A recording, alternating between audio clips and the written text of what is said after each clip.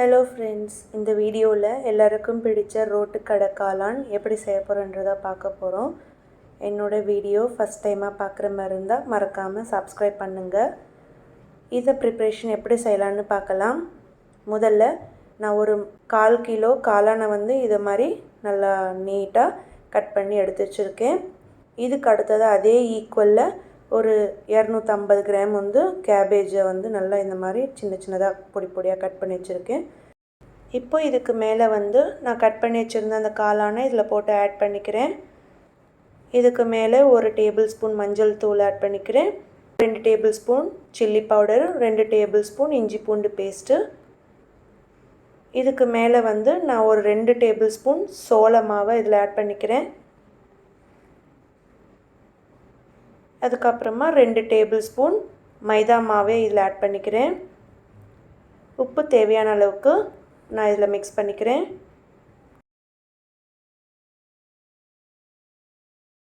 Spices எல்லாமே ஒன்றோட ஒன்றா நல்லா மிக்ஸ் ஆகிற அளவுக்கு நம்ம கலந்து வச்சுக்கணும். இப்போ 1 டேபிள் ஸ்பூன் கரம் மசாலா, ஒரு 2 டேபிள் ஸ்பூன் எக்ஸ்ட்ராவாக நான் சில்லி பவுடரை ஆட் பண்ணிக்கிறேன்.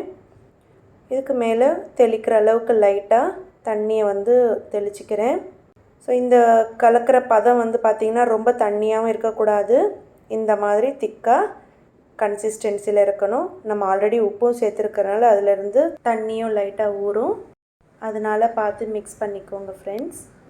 இப்போது பக்கோடா செய்கிறதுக்கான கலவையை ரெடி பண்ணிட்டோம். இப்போ பக்கோடா செய்யணும். அதுக்கு முதல்ல கடாயை நல்லா ஹீட் பண்ணி அதில் ஆயில் ஆட் பண்ணிக்கிறேன்.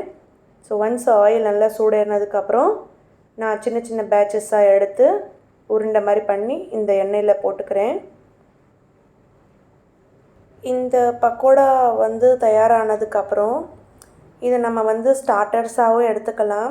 ஸோ இது கூட ஒரு கெச்சப் வச்சு சாப்பிட்டிங்கன்னா ஒரு நல்லாயிருக்கும். பக்கோடா விட சூப்பர் டேஸ்ட்டில் இது நல்லாயிருக்கும். அதாவது கேபேஜும் மஷ்ரூமும் நம்ம ரெண்டும் சேர்த்து இந்த மாதிரி பக்கோடா செய்யும்போது அதோடைய வாசனையும் இன்னும் சூப்பராக இருக்கும். ஸோ இதை நம்ம யாராவது விருந்தாளிங்க வந்தாலும் அவங்களுக்கு நீங்கள் இதை செஞ்சு கொடுக்கலாம், விரும்பி சாப்பிடுவாங்க. அதே மாதிரி இது ரொம்ப நல்லா க்ரன்ச்சியாகவும் கிறிஸ்பியாகவும் இருக்கும். இப்போ பார்த்திங்கன்னா ஃப்ரெண்ட்ஸ், ஒரு 2 நிமிஷம் நம்ம இப்படியே நல்லா கோல்டன் கலரில் வர வரையிலும் நல்லா ஃப்ரை பண்ணிக்கணும். ஸோ நம்ம மீடியம் ஃப்ளேம்லேயே அப்படியே விட்டு இது நல்லா கோல்டன் கலரில் வந்ததுக்கப்புறம் நம்ம இதை அப்படியே கிண்ணத்தில் எடுத்து வச்சுக்கலாம். பாருங்கள், பக்கோடா நல்லா அழகாக கோல்டன் கலரில் வந்துடுச்சு. ஸோ இந்த மாதிரி கிண்ணத்தில் எடுத்து வச்சுக்கிட்டு இதே மாதிரி இன்னும் ஒரு ரவுண்டு சின்ன சின்ன பேட்சஸாக நம்ம இந்த மாதிரி செஞ்சு வச்சுக்கணும். பாருங்கள், இப்போ பக்கோடா இந்த மாதிரி தயார் பண்ணி ரெடியாக எடுத்து வச்சுக்கிட்டோம்னா காளான் மசாலா செய்கிறதுக்கு ஈஸியாக இருக்கும். நெக்ஸ்ட்டு காளான் மசாலா ப்ரிப்ரேஷன் பண்ணுறதுக்கு ஒரு கடாயை ஹீட் பண்ணி அதில் கொஞ்சம் ஆயில் ஆட் பண்ணிவிட்டு ஒரு 2 பெரிய வெங்காயம் நல்லா இந்த மாதிரி சின்ன சின்னதாக பொடியாக கட் பண்ணி இதில் ஆட் பண்ணிவிட்டு அதையும் கூட கொஞ்சம் நறுக்கின இந்த கருவேப்பிலையும் போட்டு நல்லா ஃப்ரை பண்ணிக்கணும். ஸோ ஒரு கோல்டன் ப்ரௌனில் வந்துடக்கூடாது. நல்லா கண்ணாடி பதத்தில் இருக்கும்போதே அப்படியே ஒரு 2 டேபிள் ஸ்பூன் இஞ்சி பூண்டையும் இதில் போட்டு நல்லா பச்சை வாசனை போகிற வரையிலும் நல்லா ஃப்ரை பண்ணிக்கணும் ஃப்ரெண்ட்ஸ். உங்களுக்கு எண்ணெய் வேணும்னா நீங்கள் அதிகமாகவும் ஆட் பண்ணிக்கலாம். ஸோ நான் மீடியம் ஆயிலாக வச்சு நான் ஃப்ரை பண்ணிக்கிறேன். இதுக்கு மேலே நான் ஒரு 2 டேபிள் ஸ்பூன் கெச்சப்பும் ஒரு 2 டேபிள் ஸ்பூன் சில்லி சாஸையும் இதில் போட்டு உப்பு ஒரு 1/2 டேபிள் ஸ்பூன் இதில் ஆட் பண்ணிக்கிறேன். ப்ளஸ் ஒரு டேபிள் ஸ்பூன் மஞ்சள் இதில் போட்டு ஆட் பண்ணி இது நல்லா ஃப்ரை பண்ணிக்கிறேன். அடிப்பிடிக்காமல் நல்லா கிண்டிக்கிட்டே இருக்கணும். ஒரு 1/2 நிமிஷம் வரையிலும் கிண்டிட்டு அதுக்கப்புறம் ஒரு டம்ளர் தண்ணியை இதில் ஆட் பண்ணி நம்ம இது நல்லா கொதி வர வரையிலும் விட்டுடுங்க. இது நல்லா ஒரு தடவை கொதி வந்ததுக்கப்புறம் நம்ம ஃப்ரை பண்ணி வச்சுருந்த அந்த பக்கோடாவை எல்லாமே எடுத்து இதில் நம்ம தேவையான அளவுக்கு இதில் ஆட் பண்ணி நல்லா அந்த மசாலா ஒன்றோட ஒன்றா இந்த பக்கோடாவில் ஊறுற அளவுக்கு நல்லா கிண்டிக்கிட்டே இருக்கணும்.